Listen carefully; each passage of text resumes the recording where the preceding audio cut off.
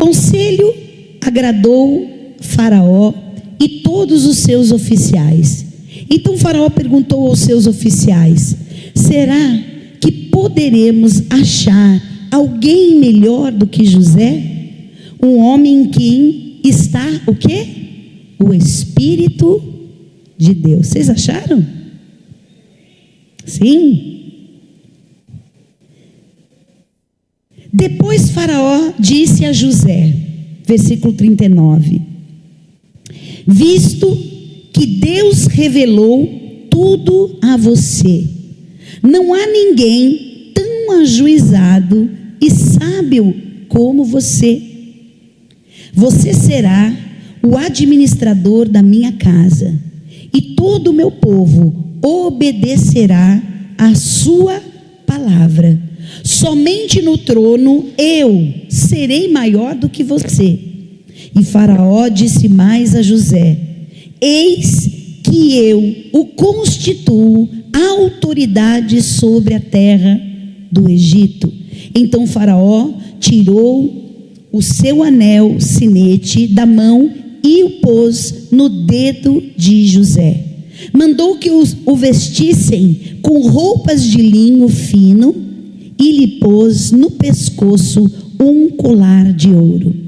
E o fez subir da sua segunda carruagem, e clamaram diante dele. Vamos todos falar? Inclinem-se todos. E desse modo deu-lhe autoridade sobre a terra do Egito. Amém? Fecha os teus olhos, curva a tua cabeça e fala: Senhor, eu preciso viver essa reversão na minha vida. Eu preciso sair da condição de quem está humilhado, de quem está envergonhado, de quem está esquecido, para ser reconhecido, não para o meu poder, não para a minha glória, mas para o teu poder e a tua glória, e que através da minha vida, essa autoridade venha para que eu exerça o teu querer, o teu chamado, o teu propósito na minha vida. Espírito Santo, vem sobre o teu povo, sobre aqueles que estão aqui presencialmente, aqueles que estão nos acompanhando em casa, aqueles que estão, Senhor, recebendo a palavra nesse dia. Queremos a reversão como a de José, que o Senhor nos tire do lugar do anonimato, escondido, injustiçado muitas vezes, para ocupar o lugar de honra que o Senhor tem para cada um de nós. Nós entregamos esse tempo, a minha vida, me usa, Senhor, e que toda honra, toda glória nós te entregamos, e o Senhor seja glorificado através desse tempo e de tudo que o Senhor vai fazer na vida dos teus servos, em nome de Jesus. Amém. Amém, queridos. Glória a Deus. Aleluia. Pode aplaudir ao Senhor. Deus é fiel. Pode sentar. Fala para a pessoa que está do seu lado. Fala assim: você não imagina o que Deus vai fazer na sua vida. Agora fala de novo, que você já sabe o que você vai falar. Você não imagina o que Deus vai fazer na sua vida. Fala: hoje Deus está revertendo sentenças, palavras, diagnósticos, amém? Para que você seja honrado, e o propósito de Deus, pode falar, e o propósito de Deus se cumpra na sua vida, porque nada e ninguém vai te separar do amor de Deus em Cristo Jesus, amém? Aleluia, igreja. Esse texto, ele traz o relato do momento exato que Deus traz, né, e faz uma virada na vida de José. A vida dele mudou de uma noite para o dia. Poucas horas antes de ser chamado pelo Todo-Poderoso Faraó, José estava injustamente encarcerado. Vamos voltar um pouquinho na história.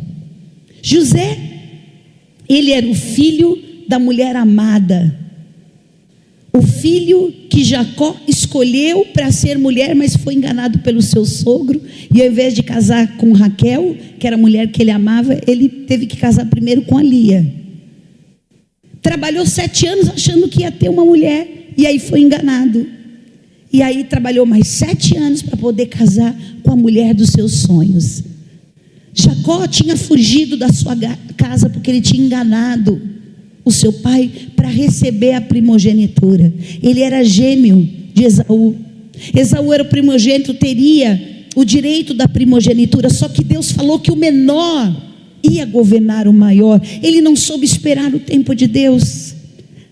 Ele se precipitou e por causa disso ele foi fugido para causa do seu tio chamado Labão, que era o enganador mor, era o que tinha de mais trambiqueiro na época.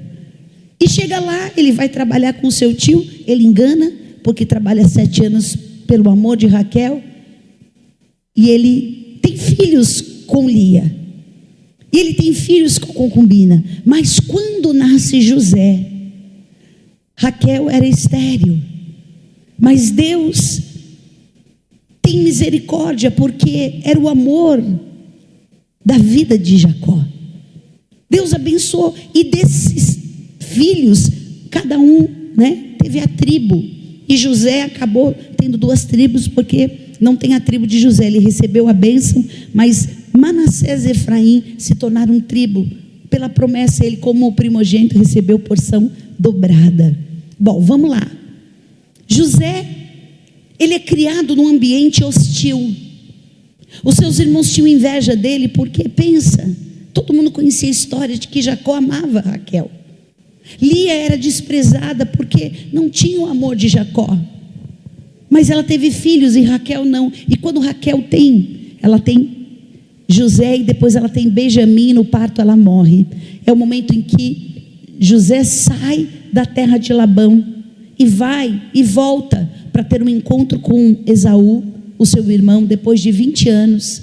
Enfim, nós vemos o que acontece. José, ele é criado nesse ambiente de competição, é um ambiente hostil, onde os irmãos tinham inveja, porque, para piorar, além dele ser o filho primogênito da amada, era considerado para Jacó o primogênito dele, embora ele não fosse o primeiro filho de Jacó. Ele ainda faz uma túnica toda trabalhada, toda colorida, toda maravilhosa, e ele dá essa túnica para José. Os olhos de Jacó brilhavam, e ele tinha expectativas e sonhos para o seu filho. Mas só que José, ele era odiado pelos seus irmãos, porque quando você é criado num ambiente de competição, e muitas vezes não é culpa dos irmãos, mas às vezes são dos pais que fazem diferença. Bispo, então você está dizendo que Jacó fez diferença? Fez, é claro que fez. Ele tinha um amor especial por José. Ele fazia diferença entre filhos. Eu vivi dentro da minha casa nesse ambiente, e o meu pai me colocava numa posição destacada e privilegiada dos meus irmãos, e graças a Deus meus irmãos, pelo coração da minha mãe, pela criação e da forma como ela contornou tudo isso, porque eu não tinha culpa. José não tinha culpa de ser mais amado pelo seu pai. Só que Deus um dia dá um sonho para José. Todos nós, aqui a maioria conhece a história. E desse sonho, um sonho que Deus plantou no coração de José. José não pediu, José não desejou, José não tinha essa ambição, porque não tinha isso no coração dele. Mas Deus dá um sonho para José, em que ele se tornaria mais poderoso que os seus próprios irmãos, e mais do que o seu pai e a sua mãe. José, naquele momento, eu acho que, sem entender muito bem, sem compreender, ele era um jovem de 17 anos. Ele era imaturo ainda, ele não tinha maturidade. E talvez envolvido naquele sonho, naquela expectativa de ter sonhado algo, ele não imaginava que ao contar esse sonho, tudo pioraria na vida dele. E de fato, queridos, piorou. Embora naquele ambiente competitivo, hostil, onde os irmãos oprimiam José, e devia ter as brigas, devia ter aquelas brincadeiras mais horrorosas, com certeza ele sofreu bullying, né, que a gente chama hoje. Eles resolvem matar José, porque eles não suportavam a ideia de ter um irmão que era tão privilegiado do que eles, que ele tinha o amor do pai de uma forma diferente, e por causa daquela estola, né, eles quiseram matar, porque ele foi contar o sonho, e quando ele contou o sonho, meu Deus, nem o pai, nem a mãe, ninguém entendeu, todo mundo, vamos dizer assim, não acreditou no sonho de José. Por quê? Pensa um garoto, um jovem de 17 anos, que conta alguma coisa que parece ser, com certeza, muito grande. Para de falar besteira, para de querer sonhar, para de se achar que você é melhor do que os outros. E aquilo que estava ruim se tornou insustentável para José, e eles vão contar para o pai que José foi morto por uma besta fera, e que acabou o nosso problema. Vamos matar José, vamos matar aquele que está nos incomodando. E José, ele vai para o Egito, porque vendido como escravo naquela caravana, ele vai parar no Egito. Queridos, eu tenho falado muito com vocês sobre processos. Nós não entendemos os processos de Deus na nossa vida, e nós vamos precisar ter muita sabedoria, muita maturidade para não interpretar as coisas que acontecem na nossa vida. E quando eu falo coisas, eu falo de coisas ruins que acontecem, porque as boas a gente está de boa, estou no lucro. Mas quando as coisas começam a acontecer de forma desfavorável, e às vezes chega numa situação extremada como essa, imagine o que passou na cabeça de José, no momento que os próprios irmãos colocam ele naquela condição de escravo. Ele entra no Egito como escravo, ele é colocado ali no comércio onde os escravos eram comercializados, como um animal. A humilhação, a gente passa por cima dessas coisas, mas a gente precisa entrar fundo. O que isso representa? Quantas vezes injustamente nós passamos por coisas que nós não pedimos para passar, a gente não pediu para ter. Se a gente é abençoado de Deus, a gente desperta a inveja, a gente desperta o ódio nas pessoas, e as pessoas querem nos vender e encontrar uma oportunidade para acabar com tudo aquilo que é o plano de Deus para nós. Quem está por trás de tudo isso? É o diabo, que veio para roubar, matar e destruir.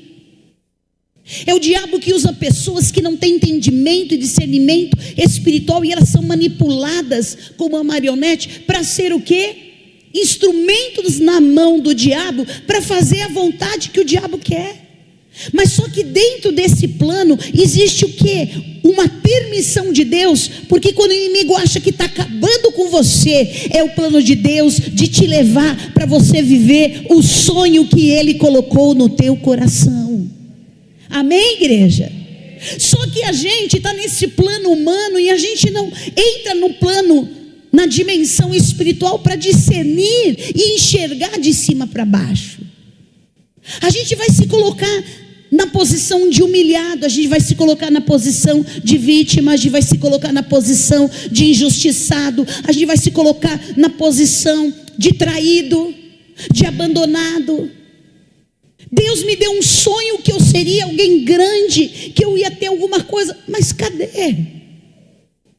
tudo me levou exatamente ao lado oposto daquilo que Deus plantou no meu coração, porque, queridos, aquele sonho se transformou numa promessa para José. E nós temos que aprender a entender que os sonhos que Deus coloca em nós, eles têm que se tornar uma promessa. E se ele se torna uma promessa, eu não desisto, eu não abro mão. Eu vou compreender que nesse processo Deus escolheu caminhos que muitas vezes não vão me agradar, não vai ser aos meus próprios olhos o melhor para mim. Mas se a vontade de Deus é boa, perfeita, agradável, então eu tenho que entender. Tudo começou com um sonho, mas que se transformou numa promessa. E aí, para a gente simplificar, né, e direto na história, ele é comprado por um homem poderoso chamado Potifar. Ele era administrador. Ele era um homem que tinha uma capacidade de administração. Então, olha só, queridos, José foi fazer estágio na casa dele. Ele foi comprado como escravo, mas olha o sentimento de José. Ele não se revoltou, ele não ficou, achando que aquilo era o maior absurdo da vida dele. Ele estava simplesmente vivendo o dia a dia que Deus estava permitindo ele viver, e que aquilo ali teria um propósito. Fala comigo: tudo coopera para o bem daqueles que amam o Senhor, para aqueles que foram chamados segundo o seu propósito. Tudo vai cooperar bem, tem um propósito. Eu não estou vendo, só estou vendo coisa ruim. Queridos, esse é o processo. Quando você acha que está tudo ruim, eu lembro uma vez que eu fui ministrar, logo no início do meu ministério, e eu, meu Deus, como que eu vou falar que está tudo dando errado, mas que está tudo dando errado para dar certo? E aí o Senhor falou assim: como é que você constrói uma casa? Como é que você constrói um edifício? O que você começa a fazer? Quem sabe?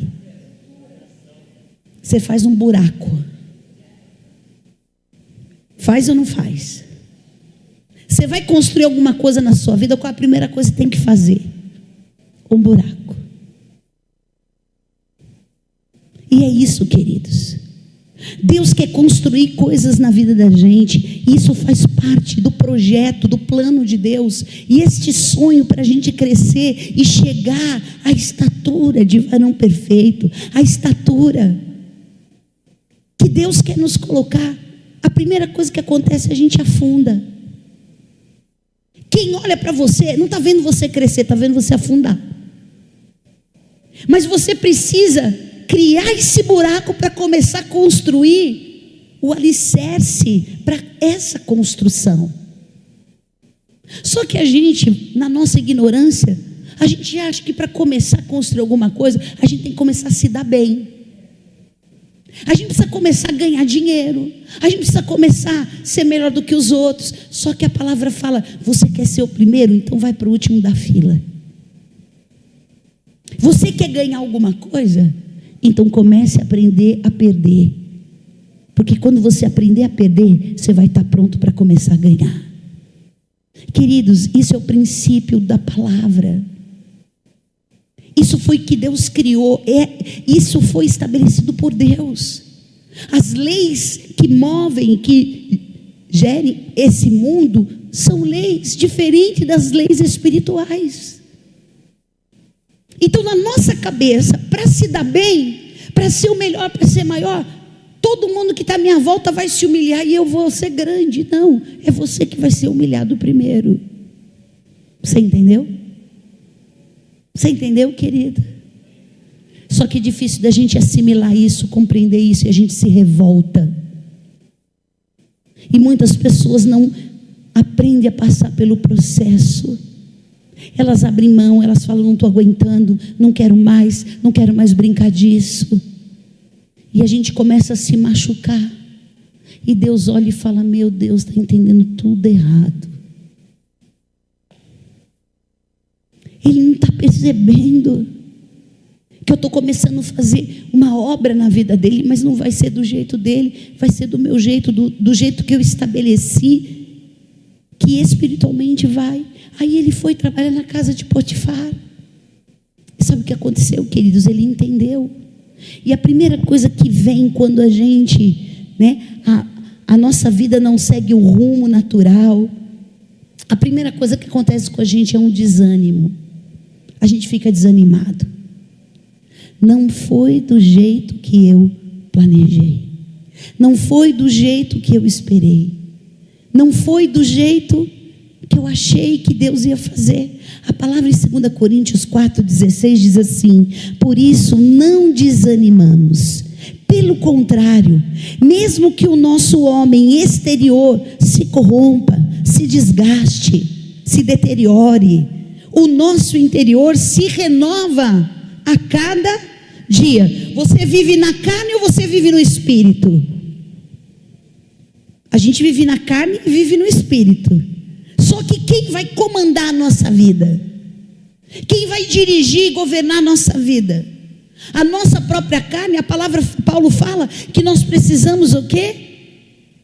Nós precisamos matar a nossa carne todo dia. Que quer falar, não é justo, você não merece, você é o filho amado, você foi escolhido por Deus. Por que Deus deixou isso acontecer comigo?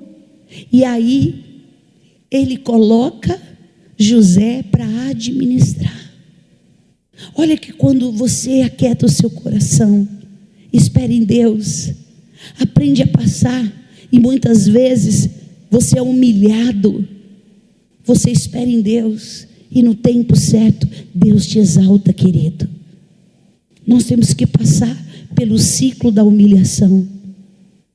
E a gente vai querer ficar desanimado, abatido, triste, mas nós temos que vencer. A segunda coisa que nós vamos precisar é ter exatamente a incredulidade que vai tentar nos roubar.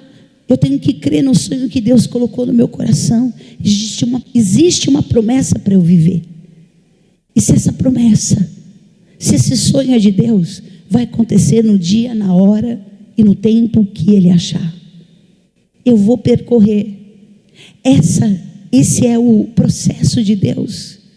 E quando ele está lá super bem, a mulher de Potifar acaba assediando ele, e ele poderia, com todas as suas razões e motivações, dizer: Deus se esqueceu de mim, eu vou aproveitar o que tem nesse lugar. Mas ele não perdeu o foco. Ele resistiu, ele disse não, saiu correndo, e aquela mulher mente, diz que ele a seduziu, e ele é julgado numa prisão. Queridos, às vezes a gente pensa assim: será que vale a pena ser cristão? Será que vale a pena obedecer, ser fiel, fazer as coisas, abrir mão de tantas coisas? Parece que quanto mais a gente faz as coisas certas, parece que mais a gente vai se dando mal. Quem já teve essa sensação de que quanto mais honesto você for, você vai se dar cada vez pior, porque tem os desonestos que se dão bem? Eu quero que você saiba que hoje o Senhor vai trazer para o seu coração que vale a pena você permanecer fiel.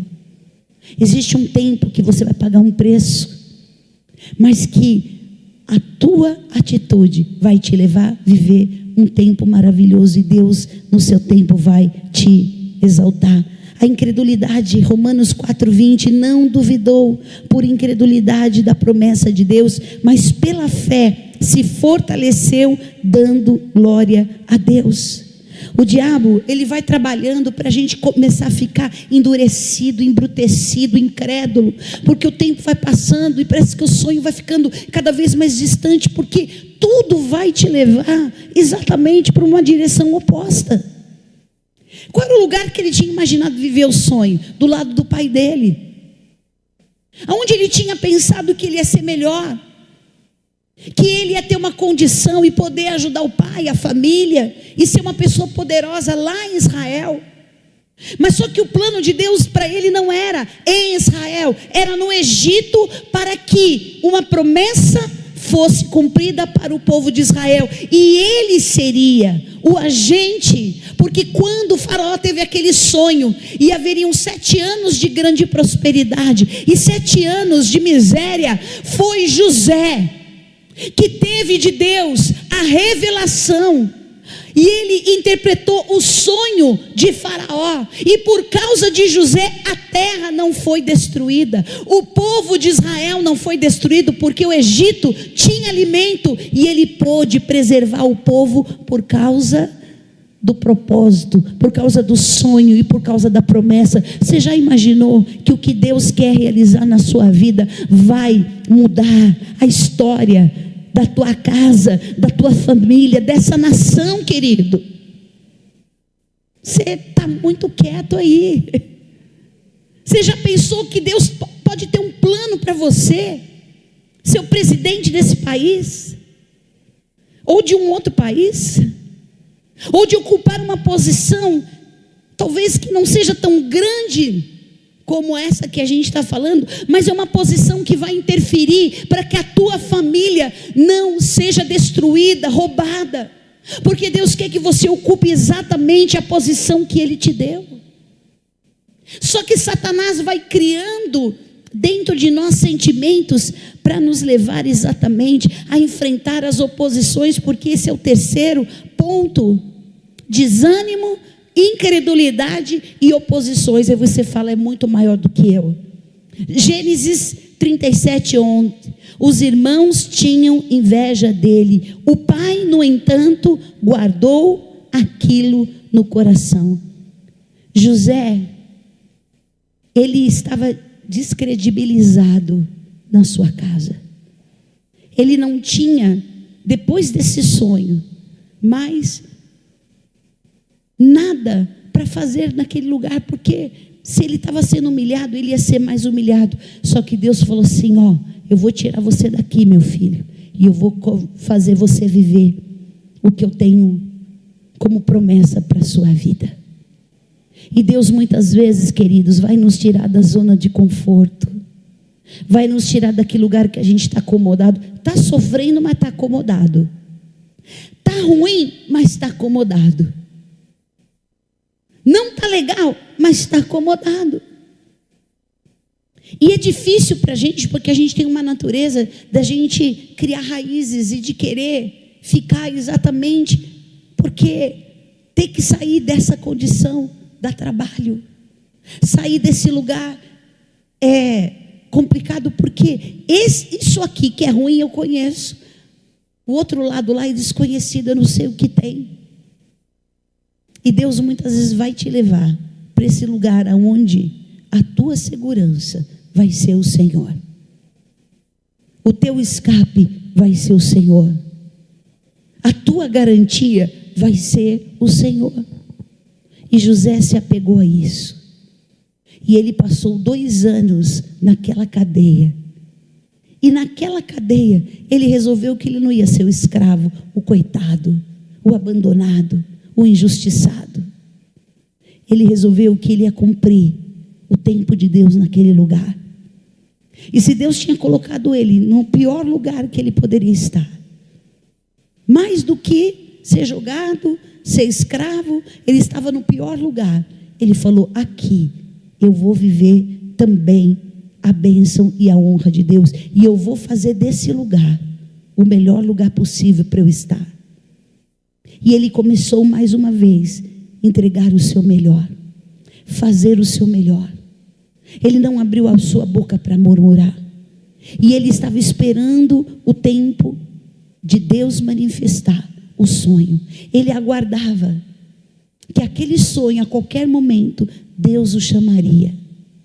Será que nós estamos vivendo na expectativa dessa noite dormir e amanhã tudo mudar na nossa vida? Hoje o que você está chorando, hoje o que você está revoltado, hoje o que você está incomodado, você pode dormir essa noite e amanhã tudo ser resolvido, tudo ser revertido na sua vida. Você tem que viver todos os dias com essa expectativa. É mais um dia difícil para mim. Não, nasceu um novo dia e hoje eu tenho a possibilidade de viver a minha promessa.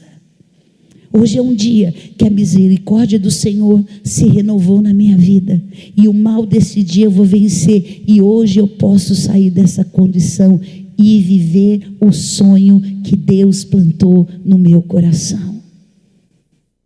Como você acorda os dias? Qual é a sua expectativa de futuro? Amanhã, essa semana, você pode olhar à sua volta e achar que não existe nenhuma possibilidade das coisas mudarem na sua vida.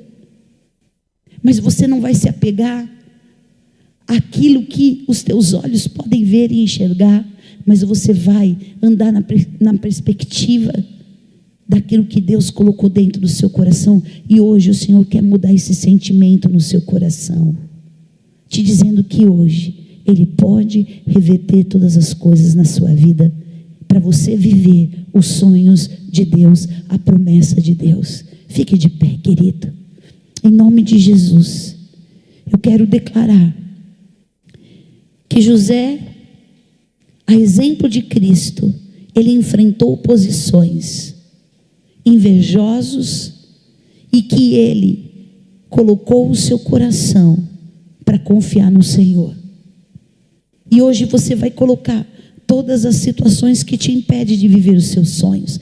O que você imagina hoje que é uma possibilidade, uma impossibilidade, melhor dizendo, algo impeditivo? Não tenho recurso, não tenho dinheiro, eu não tenho o estudo, eu não tenho a capacidade. Qual que é? Qual que é aquilo que você olha e fala assim: isso aqui me impede de viver o meu sonho? Hoje você vai, em nome de Jesus, olhar exatamente para aquilo que está dizendo para você que não é possível, e você vai levantar suas mãos e você vai dizer: tudo é possível ao que crê. Tudo é possível. Deus plantou um sonho no seu coração. Deus colocou algo no teu coração que faz você, mesmo diante de tantas coisas difíceis e ruins, você sempre olha para esse sonho e você sabe que isso não foi produzido pelo seu coração, mas foi algo que Deus plantou. Nós precisamos entender hoje que o Senhor tem, em nome de Jesus, um posicionamento, uma fidelidade, e você tem que ser perseverante. A palavra fala: tendes necessidade de perseverança, pois tendo feito a vontade de Deus, você vai alcançar a promessa, você vai viver o seu sonho. E ali Faraó chama José. Ele teve um sonho e ninguém conseguia interpretar, e José é chamado porque ele interpretou o sonho daquele padeiro e daquele cozinheiro que estava ali naquela cadeia. Deus tinha um propósito, porque através desses homens, na verdade de um, ele seria conhecido diante de Faraó. Olha como as coisas acontecem e cooperam para o nosso bem. Você pode estar vivendo as piores coisas, mas é neste lugar que daí Deus vai fazer com que tudo mude na sua vida. José precisava estar naquela cadeia porque essa foi a trajetória, porque essa foi a maneira que Deus escolheu José passar. E eu quero te dizer, Deus escolheu esse caminho para você percorrer, e você vai chegar aonde Deus quer que você chegue. Por isso, não deixe que o desânimo roube. Ânimo quer dizer vida. Que a sua vida não seja roubada pelos nãos, pelas portas fechadas, pelas perseguições. Não deixe que o seu coração se endureça, você fique tão incrédulo que você deixe de sonhar. Queridos, a pior coisa que pode acontecer para a vida de uma pessoa é ela não ter mais sonhos. Porque se ela não tem mais sonhos, os dias dela são dias que ela não sabe para onde ela vai. Fala: Senhor, planta os teus sonhos no meu coração. E em nome de Jesus, nós vamos hoje declarar que a palavra do Senhor, ela vai se manter na nossa vida, e você vai ser íntegro a despeito das circunstâncias, jamais abrindo mão de viver os propósitos de Deus. Põe a mão no seu coração e fala: Senhor, eu quero me manter íntegro. Eu não quero ser contaminado, eu não quero ser destruído pelo mal que está à minha volta, mas eu quero ter os meus olhos, o meu foco em Ti. E eu vou, Senhor, me manter íntegro, a despeito de tudo, porque jamais eu vou abrir mão de viver os Teus propósitos na minha vida. Fala em nome de Jesus, eu não vou abrir mão, por mais difícil, por mais complicado, por mais doído que seja, Senhor, eu quero viver os Teus planos na minha vida. Declare comigo e fale: eu quero aprender a transformar a dor em oportunidades. Fala: Senhor, me ensina a enxergar esse dia difícil como uma oportunidade de aprender como é que eu faço para ficar de pé e continuar, Senhor, crendo que o Senhor é aquele que vai realizar os meus sonhos, em nome de Jesus. Fala: eu declaro hoje que eu tenho a certeza no meu espírito que o tempo da honra vai chegar. O tempo da honra vai chegar, porque aqueles que se humilham diante do Senhor, no tempo certo, o Senhor o exaltará. E eu sei que os Teus planos, Senhor, não podem ser frustrados na minha vida, mas os teus planos, eles vão se concretizar, porque aqui está aquele que confia, que crê e sabe que o Senhor pode reverter. Levante as suas mãos e fala: Senhor, eu começo a enxergar os meus sonhos sendo realizados. Comece, querido, a visualizar e fala: hoje o Senhor mantém acesa a chama da minha esperança, o Senhor mantém acesa a chama da minha fé, o Senhor mantém acesa a chama da minha alegria, da minha esperança, e eu não vou, Senhor, entregar. E eu quero hoje te pedir, Senhor, arranca a dor, arranca a injustiça, arranca a traição, arranca, Senhor, e reverte na minha vida, porque eu quero hoje, Senhor, saber que é o Senhor que vai me honrar. O Senhor vai me tirar desse lugar, e o Senhor vai me colocar exatamente no lugar que o Senhor deseja. E nessa noite eu quero quebrar agora, fala, toda mentira que Satanás plantou na minha mente, nos meus sentimentos, todas as vezes que eu me senti que eu não era amado, que eu fui rejeitado ou abandonado, eu quero declarar: é mentira. Eu sou filho amado de Deus, e Ele tem uma promessa para eu viver, e eu não vou olhar com os olhos da minha carne, mas eu vou olhar com os olhos espirituais, e eu vou viver os sonhos de Deus. Fala: Deus vai me dar revelação, Deus vai me dar revelação, eu vou ter entendimento sobre tudo que eu estou vivendo e passando, e eu vou enxergar as coisas que ninguém pode enxergar, que ninguém pode ver. Fala: o homem espiritual discerne todas as coisas, e por ninguém é discernido. Fala: eu vou discernir hoje as coisas que eu não tinha entendimento, e eu vou viver em nome de Jesus o tempo de Deus.